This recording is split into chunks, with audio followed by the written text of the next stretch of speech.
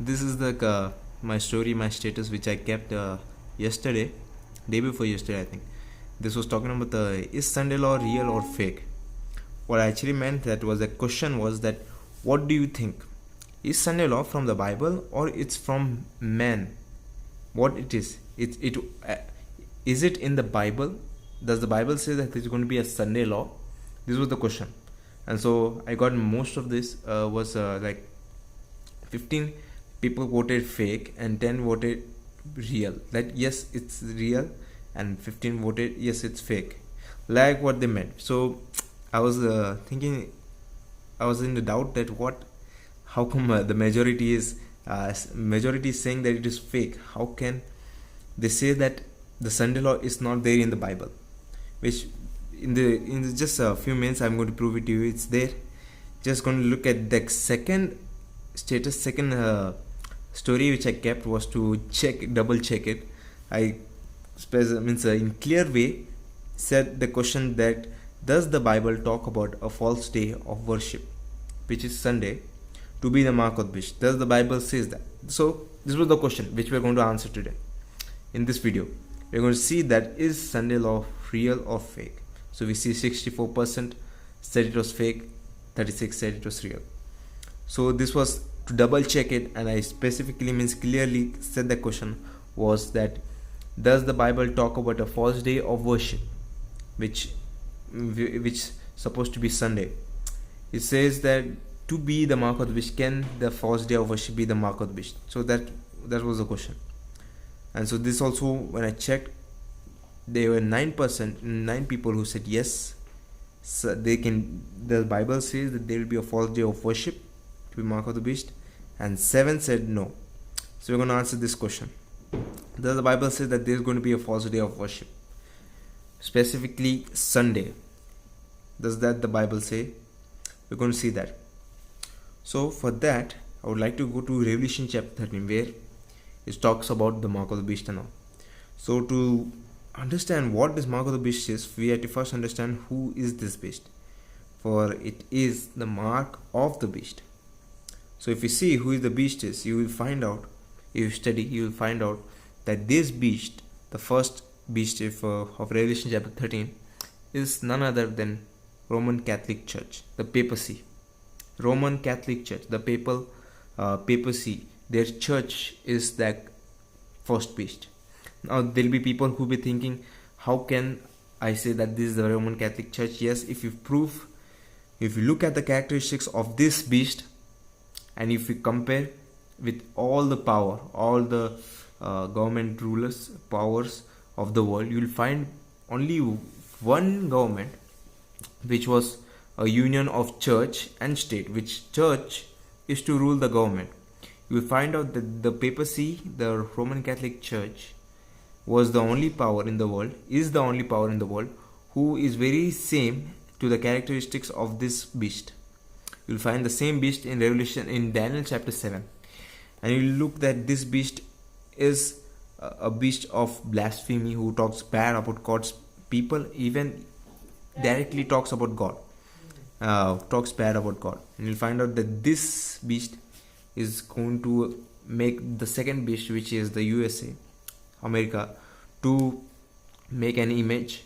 That image will be made that people may worship that beast, that image of the beast, which is the image, which is the character of the first beast, the Roman Catholic Church. Let me just tell you that Roman Catholic Church, when it says Roman Catholic, when I say the Roman Catholic Church, the papacy, I'm not talking about the people who are there in the church. There are people in this church, Roman Catholic Papacy Church, that will be in heaven, that they will come out of that church. The way they teach, what they teach, the theology, the ceremonies and all are not with the Bible. They are man-made traditions. If you look at it, you will find out this all are pagan, satanic religion, where their ceremonies, which the pagan people who worship idols, who worship some gods which are not living, those worship ceremonies are going on where in this Roman Catholic Church. And so God is calling us to come out of that. The people who are in the world who believe that Roman Catholic Church is very good, yes, the people are good, they love God, And so that's why he says the message. If you see in Revelation chapter 18, Revelation chapter 18 verse 4, there is a message, fourth angel's message, which we call to be, which the message is given to the world, that to come out of Babylon. You'll find out that Babylon is the same Roman Catholic Church. This world believes in this Babylon. This world believes in Roman Catholic Church. They believe that yes, this church has power, it can save us. That is what they think. But that is not what the Bible says. Bible specifically says that yes, this church will be against God, His people, those people who are with the Bible. This Roman Catholic Church, papacy, will be against them. I'm talking about the government, the power, the authority of this church. I'm not talking about the people. Not saying that they are, this Roman Catholic Church people are the enemies of God. I'm not saying that. I'm saying the authority, what their power is about. Is talking about the church and state coming together, where the church, the government, the state has the power to control military. The church does not. So this project, their type of the part of a study is that they should be together. The church, the religious power, and the state power, the government power should come together. And so if you see each time in the Bible, if you see in the Bible history, when Pharisees, the church leaders, united with Pilate, a Roman leader, when they united, the church leaders united with the government leader, who was persecuted? Jesus was persecuted. And the Jews, Israelites, they wanted to persecute the disciples, Jesus' disciples, and all the people who are following these disciples. So with whose help did they go for to persecute these people? With the power of this Roman Empire. So church uniting with the government will surely come where God's people will be persecuted by the church and this government power. So that is what the papacy's duty is, to bring church and state together, so that when these unite, they can do what they want. And so this papacy had a deadly wound. That was in 1798. The General Berthier of Napoleon came to Pope, arrested the Pope, took him to jail, and within the next year he died. The Pope died, the head of the church. Now in the Bible it's very specifically clear that the head of the church is none other than Jesus Christ.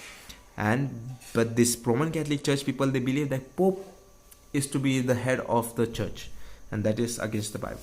We don't believe in that, but we believe in the Bible. So let's look at how can a day of worship be the mark of the beast. How Sunday is the mark of the beast. It says here in Revelation chapter 13 verse 4, it says, and they worship the dragon.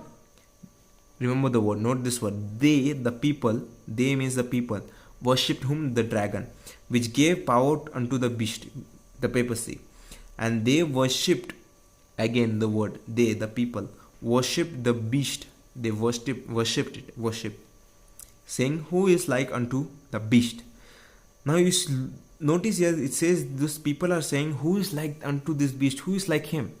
I want to show you another verse which the people of God's people are using the same language tune to telling that who is like our God.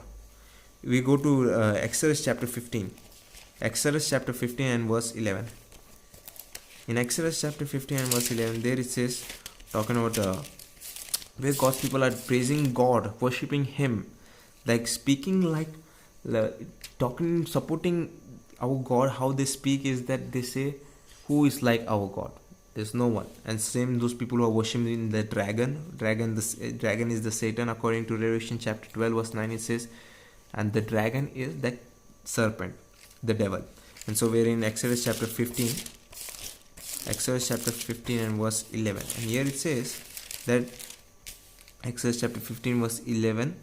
I'm going to read to you all. It says, who is like unto thee, O Lord, among the gods. Gods, G, small g. So you see here that the people, they are using the same language and same tone which they say, who is like unto thee, O Lord, who is like you? No one. And so we see the people who are worshipping the beast and the the dragon. In Revelation chapter 13 we see that they are using the same tune which they say, who is like who is like this beast, who can make war against this, like against this beast. We'll look at another verse in Revelation chapter 13. It's in verse 8. It says, and all that dwell upon the earth, everyone that is living on this earth, shall worship him. Is that saying, in that is saying like the whole world will worship the beast? But if you continue reading, you'll find that whose names are not written in the book of life of the Lamb, slain from the foundation of the world. You see that those people whose names are not written in the book of life of the Lamb, those people are the ones who are going to worship the beast. Let me show you this verse in Revelation chapter 14, the next chapter, and I'm going to read from verse 9 because it's talking about the third angel's message, which is very important. It's a warning from God where Jesus is saying, which God is telling through his angels, that, and their third angel followed them, saying with a loud voice, if any man, notice this, if any man worship the beast, and his image, which will come to know his image, and receive his mark in his forehead or in his hand. You have to read it very slowly, you have to prayerfully read it, you have to understand it. That this, where this third angel's message is telling that if any man worship. Now, talking about worship, can a day be a day of worship? A day? Yes.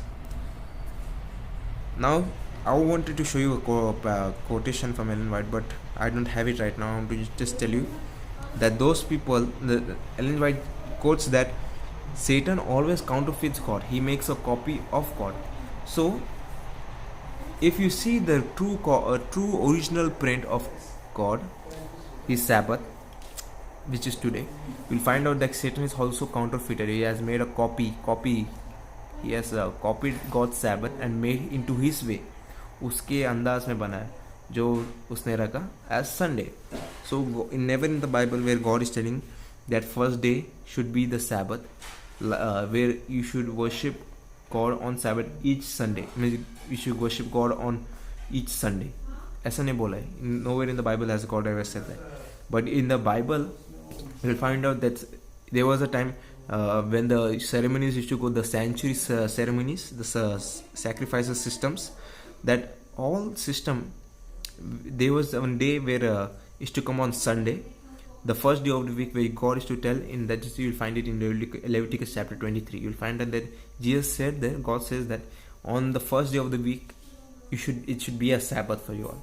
That meant for the ceremony laws, the laws of the sanctuary service, which is not needed anymore in this present time. We don't need it.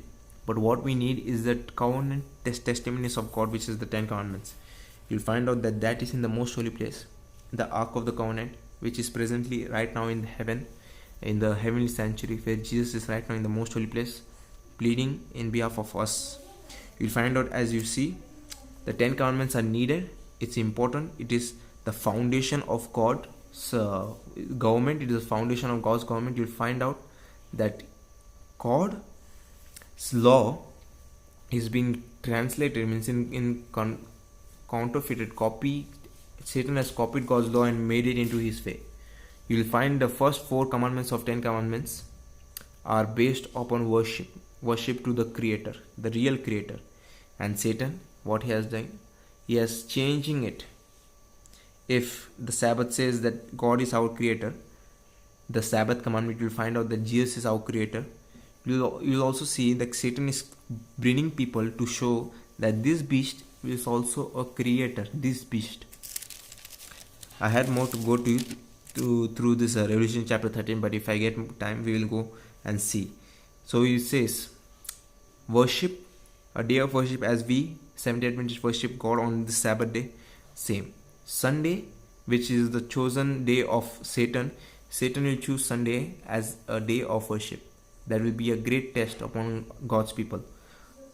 It will be a great test to the whole world if they want to follow God or they want to follow Satan.